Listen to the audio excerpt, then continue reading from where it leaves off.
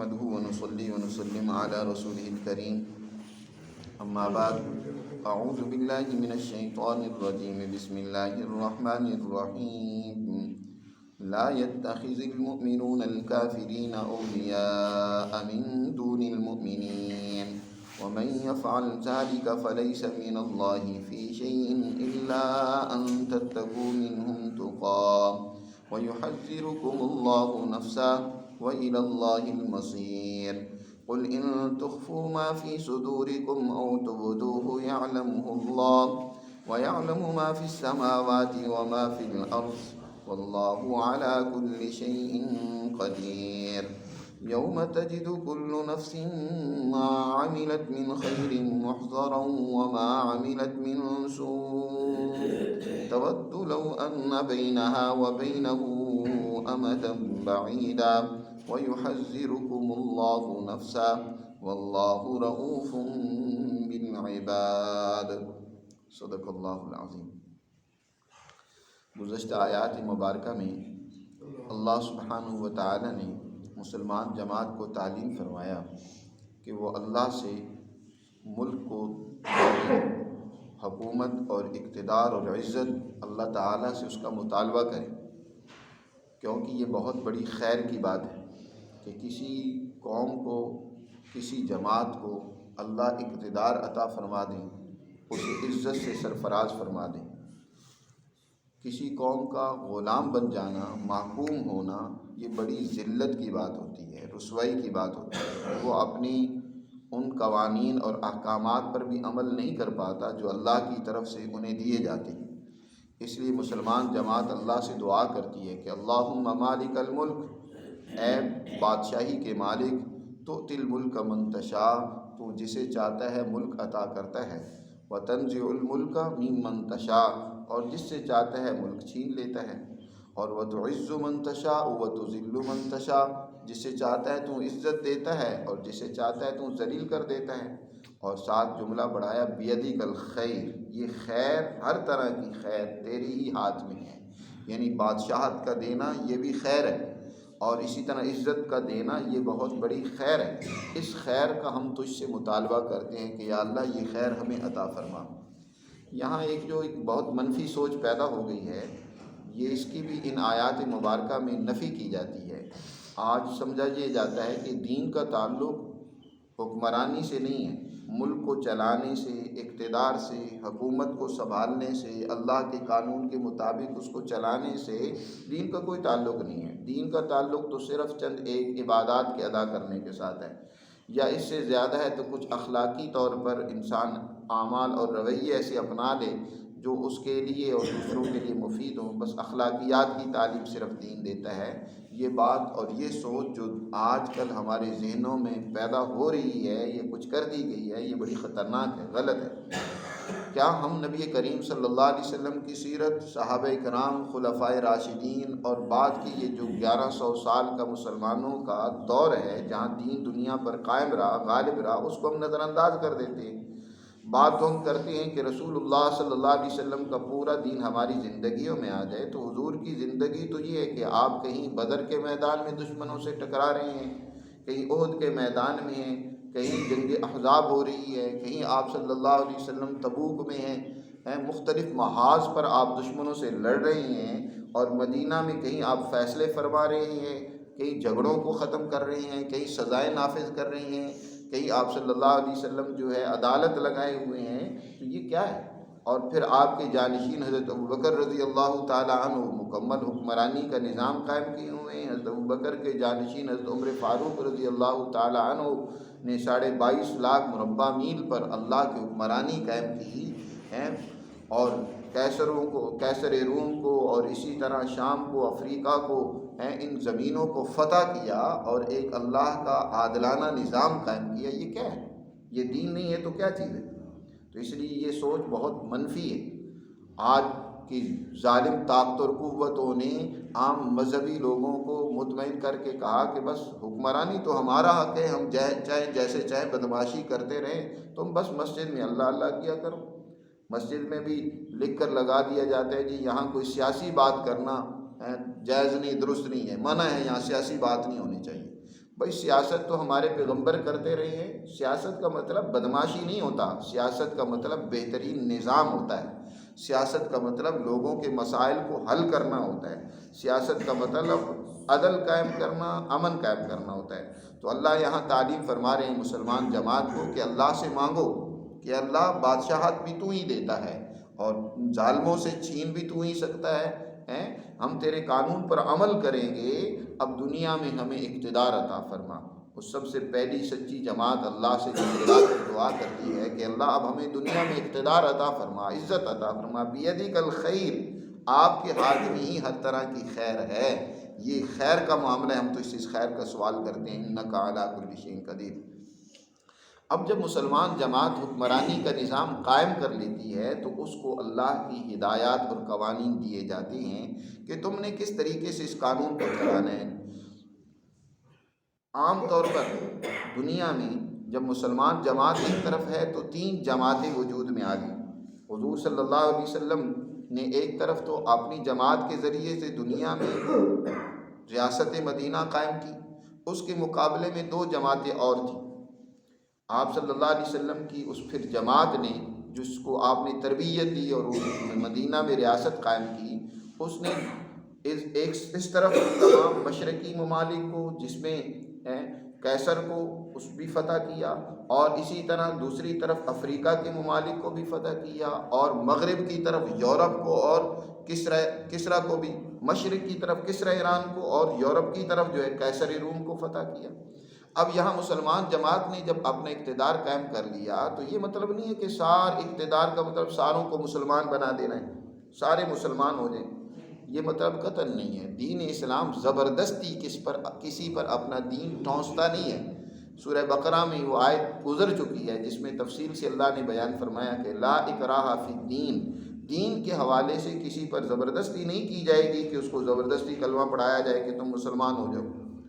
اسلام کے معاشرتی قوانین ہیں، اسلام کا عدل کا نظام ہے، اقتصادی نظام ہے، وہ اس اسلام کے نظام کے تحت جو بھی رہنا چاہے اور اسلام کے اس نظام کو قبول کر لے، مذہب اور ذاتی معاملہ اس کا جو دین کے حوالے سے ہے وہ کوئی بھی رکھے تو اسلام اس کی اجازت دیتا ہے۔ ایسے لوگوں کو ذمی کہا جاتا ہے۔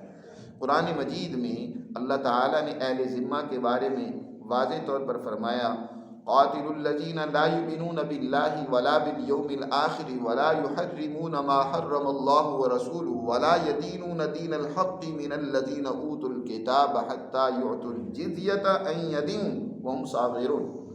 اللہ نے ظالم طاغوتی طاقت اور قوتوں سے لڑنے کا حکم دیا اور فرمایا کہ ہاں اس وقت تک ان سے لڑتے رہو جب تک تمہاری طاقت اور قوت کو یہ قبول نہ کر لیں اور تمہیں جزیہ اور ٹیکس دینا منظور نہ کر لیں، ان یعطوا الجزیۃ عن ید وہم صاغرون، کہ وہ تمہارے ماتحت رہیں۔ یہ نہیں ہے کہ وہ اپنی حکمرانی قائم کرنا چاہیں۔ یاد رکھو جو طاقتور اور حکمران قوم ہوتی ہے یا جماعت ہوتی ہے اس کی عزت ہوتی ہے، اور جو محکوم اور ماتحت رہتی ہے وہ صاغر ہوتی ہے، وہ اس کی وہ عزت نہیں ہوتی۔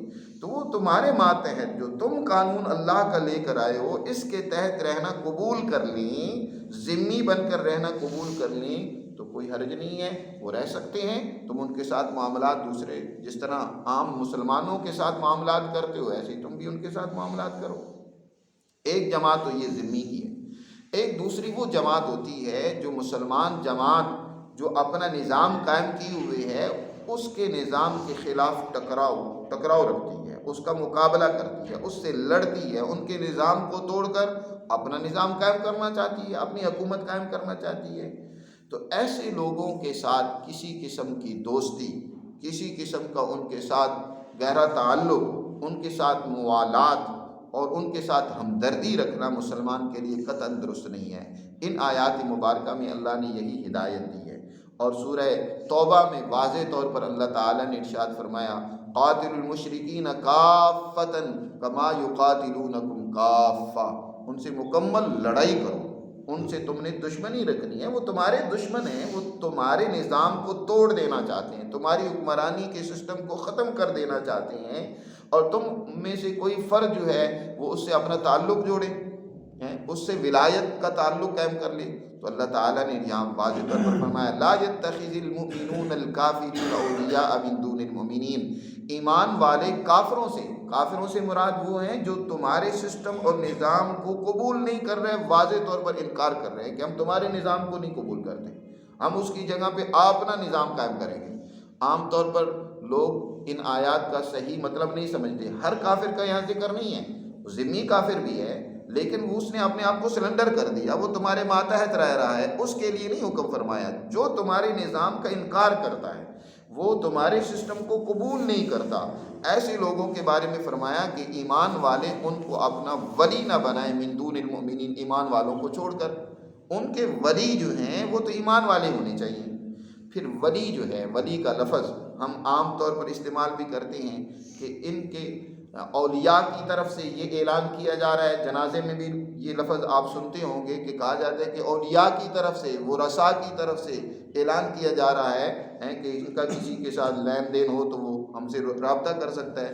تو اولیاء یا ولی اس کو کہا جاتا ہے کہ جس کے ذمے، جس کے سپرد اپنا اقتدار کر دیا جائے، جس کے حوالے سارا معاملہ کر دیا جائے، جس کے حوالے معاملہ کر دیا جاتا ہے، وہ گویا اس معاملے کا ولی بن جاتا ہے کہ وہ ولایت اس کو حاصل ہے۔ تو آپ اپنا اقتدار چھوڑ کر ان کے حوالے کر دو، اپنے راز ان کو دو، اپنے اندرونی معاملات ان کو بتاؤ، تو نتیجہ تو یہ نکلے گا کہ اقتدار ان کے ہاتھ میں چلا جائے گا۔ جب کوئی قوم اپنے آپ کی کمزوری دکھلاتی ہے، دوسرے دشمنوں سے ساز باز کر لیتی ہے، کوئی افراد ان سے ساز باز کر لیتے ہیں، تو در حقیقت وہ کیا کرتے ہیں کہ ان سے اپنے اقتدار کو چھوڑ کر وہ ان کے حوالے کرنے کی کوشش کرتے ہیں۔ اس لیے فرمایا ان کو ولی مت بناؤ۔ دوست بھی جو ہوتا ہے، جس کے ساتھ ایسی گہری دوستی ہو جائے تو در حقیقت دوست کے حوالے انسان اپنے معاملات کر دیتا ہے کہ جو میرا دوست کہتا ہے تو انسان اس کی بات قبول کرتا ہے، اس کی بات کو سنتا ہے۔ دوستی کا مطلب یہ مفاد پرستی نہیں ہوتی۔ آج کل دوستی کا بھی مطلب لوگوں نے عجیب و غریب بنا لی ہے کہ بس اپنے مفاد کے لیے کسی سے تعلق آپ نے جوڑ لیا، اور جب تعلق یعنی جب تک مفاد ہے تو بڑا تعلق ہے، وہ ہمارا دوست ہے۔ دوست در حقیقت وہی ہوتا ہے، ولی بھی، دوست کے لیے بھی ولی کا لفظ استعمال ہوتا ہے، وہ ہوتا ہے جس یعنی اپنے معاملات بہت سارے اس کے سپرد کر دیتا ہے، وہ جو اسے کہتا ہے وہ اسے قبول کرتا ہے، اس کے ساتھ ایسا گہرا تعلق ہو جاتا ہے کہ اس کی بات کو اسے ماننا پڑتا ہے، قبول کرنا پڑتا ہے۔ تو اللہ تعالیٰ نے یہاں فرمایا ایمان والوں کو اپنا ولی یا گہرا دوست یا اپنا سرپرست یا اپنا امور کا ذمہ دار جو ہے وہ کافروں کو نہیں بنا دینا چاہیے کہ کافروں کو اپنا بنا لے، ولی بنا لے۔ باقی عام معاملات ہیں، آپ کوئی کاروبار کر رہے ہیں ان کے ساتھ، یا کوئی معاملہ کر رہے ہیں، کوئی لین دین کر رہے ہیں، تو اس کی ممانعت یا نہیں ہے۔ وہ کافر کے ساتھ، دشمن کے ساتھ بھی آپ معاملہ کر سکتے ہیں، معاہدہ کر سکتے ہیں، کوئی آپ لین دین کر سکتے ہیں، یا کوئی بھی معاملہ کرنے کی یہاں بات نہیں کی جا رہی۔ یہاں بات کی جا رہی ہے کہ تم ان سے ایسا تعلق قائم کر لو کہ اپنے راز ان کو دینے لگ پڑو، اپنے حکومتی معاملات ان کی طرف منتقل کرنے لگ پڑو، اپنی کمزوریاں ان کو دکھانے لگ پڑو۔ ایسا نہ کرو۔ فرمایا وَمَن يَفْعَلْ ذَلِكَ، جس نے ایسا کیا تو فَلَيْسَ مِنَ اللَّهِ فِي شَيْءٍ إِلَّا أَن تَتَّقُوا مِنْهُ تُقَاتُ۔ تو یاد رکھو اللہ کے سامنے اللہ کے معاملے میں اس کا کوئی رشتہ نہیں ہے، اللہ کے ساتھ اس کا کوئی سروکار نہیں ہے۔ جو ایسا کرے گا تو اب وہ سمجھے کہ میں اللہ کا بندہ اور اس کے قانون کو بھی قبول کیے ہوئے ہوں، میں اس کے قانون کے تحت بھی زندگی گزار رہا ہوں، میں تو مسلمان ہوں، میں تو اللہ پر ایمان رکھتا ہوں، اس کے قانون کو مانتا ہوں۔ نہیں، فَلَيْسَ مِنَ اللَّهِ فِي شَيْءٍ، یا شَيْءٍ کا لفظ اللہ نے ارشاد فرمایا کہ اللہ کے معاملے میں یعنی اللہ کے ساتھ اس کا شیء بھی تعلق نہیں رہا، کوئی معاملہ نہیں رہا۔ دشمنوں کے ساتھ تمہاری دوستیاں ہوں، اللہ کے قانون کو جو مٹانا چاہتے ہیں، اس کے نظام کو مٹانا چاہتے ہیں، ان کے ساتھ تمہارے تعلقات ہوں، ان سے تم رہنمائی لیتے ہو۔ آج اپنے حکمرانوں کا معاملہ دیکھو ذرا جی، آج ان کے کن کے ساتھ تعلقات ہیں، کن کے ساتھ ان کی رشتہ داریاں ہیں۔ بہت ساروں نے تو رشتہ داریاں وہاں قائم کر رکھی ہیں دشمنوں کے ساتھ، اور نہیں تو اپنا سارا سرمایہ انویسٹ وہاں کر رکھا ہے۔ ان کی شرائط قبول کرنا ان کی مجبوری بن جاتی ہے۔ دشمنوں سے تعلق ہو اور دوسری طرف تم اسلام کی بات کرو، بغل میں چھری، زبان پر رام رام، یہ کیا؟ اللہ اللہ کا نام بھی تم لیتے ہو، اسلام کی باتیں بھی کرتے ہو، اور دوسری طرف تم نے سارا کچھ تو سلنڈر کر رکھا ہے دشمن کے سامنے۔ یہ کس قسم کی حکومتیں ہیں اسلامی؟ یہ کوئی اسلامی حکومت ہے؟ فَلَيْسَ مِنَ اللَّهِ فِي شَيْءٍ، ذرہ بھی اللہ کے ساتھ اس کا کوئی تعلق نہیں. شیء برابر شے چھوٹی سی چیز کو کہتے ہیں، یعنی ذرہ برابر بھی اس کا اللہ کے معاملے میں کوئی تعلق نہیں. یہاں بات انفرادی معاملات کی نہیں ہو رہی ہے، یہاں پیچھے بات چلی ہے ملک کی کہ اللہ ملک دینے والا بھی تو ہی ہے، ملک لینے والا بھی تو ہی ہے. اسی کے پس منظر میں اگلی آیات میں فرمایا جا رہا ہے ایک انفرادی طور پر کوئی آدمی کسی کے ساتھ معاملہ کرتا ہے تو اس کی بات نہیں، حکومتی مشینری جو ہے، حکومتی معاملات جو ہیں، خاص طور پر جو ذمہ دار ہیں جو اس نظام کے. اسی لیے تو آپ دیکھیں اسلام نے اس حوالے سے بڑی سخت مسلمان جماعت کو تربیت اور تعلیم دی ہے کہ مسلمانوں کا جو مرکزی نظام ہے، مرکزی قیادت ہے، مرکزی جو جگہ ہے، وہاں کسی دوسرے نظریے کے حامل کو جو اپنا نظریہ وہاں نافذ کرنا چاہتا ہو اس کو وہاں رہنے کی بھی اجازت نہیں. آپ صلی اللہ علیہ وسلم نے جیسے فرمایا اخرج الیہود والنصارى من جزیرۃ العرب، جزیرہ عرب سے یہود و نصارہ کو نکال دو، یعنی ان دشمنوں کو نکال دو جو اپنا نظام نافذ کرنا چاہتے ہیں اللہ کے نظام کے مقابلے میں، کہ وہ تمہاری اس مرکزی مقام پر نہیں رہ سکتے. جہاں مسلمان کا دار الخلافہ ہے وہاں رہیں گے تو اپنا نظام نافذ کرنے کی کوشش کریں گے، وہ طریقے ڈھونڈیں گے، وہ راستہ نکالیں گے کہ کون سا راستہ ہمیں ملے کہ ہم ان کے معاملات میں دخل دے سکیں. تو وہاں ان کو رہنے کی اجازت نہیں. یہی وجہ ہے کہ حضرت عمر فاروق رضی اللہ تعالیٰ عنہ کے دور تک مکمل جو ہے اس مرکزی مقام میں کسی غیر مسلم کو جو مسلمانوں کے اس نظام کو قبول نہ کرتا ہو اور وہ وہاں رہتا ہو اجازت نہیں تھی رہنے کی. ہاں آنے جانے کے حوالے سے الگ، لیکن وہاں مستقل سکونت اختیار کر لینا، وہاں رہنے لگ پڑنا، اس کی اجازت نہیں دی گئی. تو یہاں قرآن مجید نے یہی بات سمجھائی ہے کہ آپ کافروں کو یعنی اپنے دشمنوں کو اپنا ولی مت بنا لو، دوست مت بنا لو. اور آگے فرمایا جو ایسا کرے گا تو اس کا اللہ کے ساتھ تو کوئی تعلق نہیں ہے. ہاں ایک اجازت بھی ہے تھوڑی سی، الا ان تتقوا منہم تقا، مگر یہ کہ تم بچنا چاہو ان سے کوئی تھوڑا سا بچنا. یعنی کوئی تمہارا آدمی وہاں ان کے ملک میں جاتا ہے، اسے ان سے دوستی یا کسی سے تعلق قائم کرنا چاہتا ہے اپنے بچاؤ کے لیے، یا یہ ہے کہ ظاہر ہے جنگ جو ہے حضور صلی اللہ علیہ وسلم نے ارشاد فرمایا الحرب خدعۃ، جنگ ایک دھوکہ ہوتا ہے کہ جس کے ذریعے سے آپ دشمن پر غالب آ سکتے ہیں. دشمن دھوکہ دینے میں کامیاب ہو جائے تو وہ تم پر غالب آ جائے گا.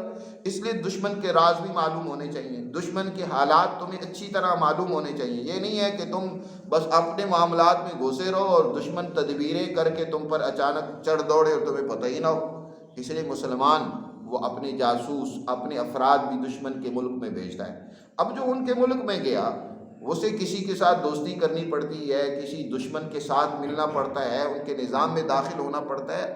الا ان تتقوا منہم تقا، بچنے کے لیے کہ کہیں میرے اوپر کوئی ایسا الزام نہ لگ جائے یا میری گرفت نہ ہو جائے اور میں جس مقصد کے لیے یہاں آیا ہوں وہ مقصد میں پورا نہ کر سکوں. تو بچاؤ کے طور پر اگر کوئی ان کے ساتھ معاملہ کرتا ہے، تعلق قائم کر لیتا ہے تو اس کی اجازت ہے. اسی سے لفظ نکلا ہے تقیہ، جو اہل تشیع کے ہاں بولا جاتا ہے تقیہ کا، لا ان تتقوا منہم تقا، اسی سے تقیہ ہے. تقیہ کا معنی بچنا ہوتا ہے کہ اپنے بچنے کے لیے دشمن سے. لیکن انہوں نے اس تقیہ کو جو ہے ایک مستقل اصطلاح اور مستقل اپنے مذہب میں ایک جگہ دے دی. تقیہ کا مطلب یہ ہے کہ تم ظاہر کچھ کرو اندر کچھ اور ہے، ظاہر دوستی کرو اندر دشمنی ہے. ظاہر تم کرو ہم تمہارے بڑے خیر خواہ ہیں لیکن اندر سے تم راز دشمن کے لے رہے ہو. تو تقیہ کا مطلب یہ ہوتا ہے ظاہر کچھ کرنا اور باطن میں کچھ ہونا. تو انہوں نے تو اس کو مستقل ایک مذہب کی چیز بنا لی اور اپنی امام سے ہٹ کر اپنے طور پر ہر آدمی تقیہ اختیار کر سکتا ہے. حالانکہ جس تقیہ کی یہاں اجازت دی جا رہی ہے وہ تقیہ ہے کہ امام کے ماتحت امام اجازت دیتا ہے کہ تم جاؤ دشمن کے علاقے میں کام کرو، تو تم وہاں جا کر کسی کے ساتھ معاملہ کرنا ہے، کسی کے ساتھ دوستی کرنی ہے، کسی کے ساتھ مل کے رہنا ہے، کام شام کرنا ہے، تو تمہیں اس کی اجازت ہے تاکہ اندرونی معاملات تمہیں معلوم ہو سکیں. اور پھر یہ دشمن کے ساتھ ہے کہ دشمن کے ساتھ تمہیں تقیہ کا معاملہ کرنا پڑتا ہے تو اس کی اجازت ہے کہ وہ تمہارا دشمن ہے. لیکن یہ مطلب تھوڑی ہے کہ تم اپنی ہی جماعت کے ہر فرد کے ساتھ تقیہ کے ساتھ پیش آنا شروع ہو جاؤ. تمہارے باطن میں کچھ ہو اور اندر تم نے کچھ اور چھپا رکھا ہے، جھوٹ سے پیش معاملہ کرو، دو نمبری کا معاملہ اختیار کرو. اس کو تو منافقت کہا گیا، اس کو تو بددیانتی کہا گیا، اس کی اجازت نہیں ہے۔ تو یہ تقیہ کو مستقل مذہب بنا لینا اور اس ہر اپنی ہی جماعت کے افراد کے ساتھ، مسلمانوں کے ساتھ ہی وہ معاملہ شروع کر دینا، تو اس کی تو یہاں قطعاً اجازت نہیں۔ یہاں یہ بات ہو رہی ہے دشمنوں کے ساتھ معاملہ کرنے کی، الا ان تتقوا منهم تقا ويحذركم اللہ۔ یہ مطلب نہیں ہے کہ اب تم نے دشمن سے معاملہ کرنا ہے، اس سے دوستی کرنی ہے، اس کے اندرونی ساز باز لینے ہیں، تو بعض دفعہ تم ان کی عورتوں میں، ان کے لہو و لعب اور لذات میں ایسے منہمک ہو جاؤ کہ اپنے مشن کو، نظریے اور مقصد کو بھول جاؤ۔ نہیں، وَيُحَذِّرُكُمُ اللَّهُ نَفْسًا، تمہیں اللہ اپنی ذات سے ڈراتا ہے۔ ہر حال میں تم پر اللہ کا ڈر قائم رہنا چاہیے، اللہ کی ذات تمہارے پیش نظر رہنی چاہیے کہ یہ تم تقیہ یا یہ ولایت عارضی طور پر جو تم قائم کر رہے ہو، اللہ کا ڈر اس کے پیچھے موجود ہو۔ وَيُحَذِّرُكُمُ اللَّهُ نَفْسًا، اور اس بات کو بھی مت بھولنا اور نظر انداز کرنا کہ وَإِلَى اللَّهِ الْمَصِيرُ، کہ تمہیں لوٹ کر اللہ کے حضور جانا ہے، وہاں تم نے اپنے تمام اعمال کا جواب دینا ہے۔ بلکہ یہاں تک فرمایا کہ کہہ دو ان تخفوا ما فی صدورکم، تم اگر چھپاؤ جو تمہارے دلوں میں ہے، او تبدوہ، یا ظاہر کرو، یعلم اللہ، اللہ اس کو جانتا ہے۔ تمہارے دل کے باتوں کو بھی اللہ کیا کرتا ہے؟ جانتا ہے۔ یہ مسلمان کا نظریہ ہونا چاہیے کہ میرے دل میں جو ہوگا اس کو بھی وہ جانتا ہے، جو میں ظاہر کروں اس کو بھی وہ جانتا ہے۔ یہی وجہ تھی کہ مسلمان جماعت حضرت عمر فاروق رضی اللہ تعالیٰ عنہ پر یہ آیت، یہ اللہ کا اعلان